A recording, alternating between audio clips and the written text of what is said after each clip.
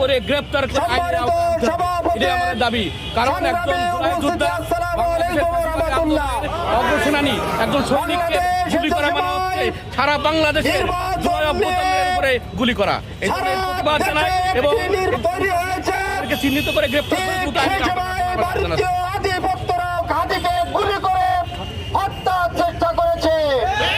তাদের একটি পক্ষে যে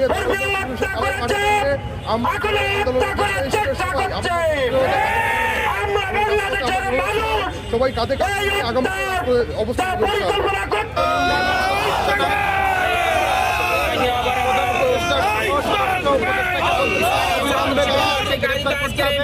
এবং তাদেরকে আইনের আওতায় এনে তাদের দৃষ্টান্তমূলক শাস্তি স্থাপন করতে হবে, যাতে অদূর ভবিষ্যতে কোনো জুলাই যোদ্ধাদের উপরে কেউ না পারে।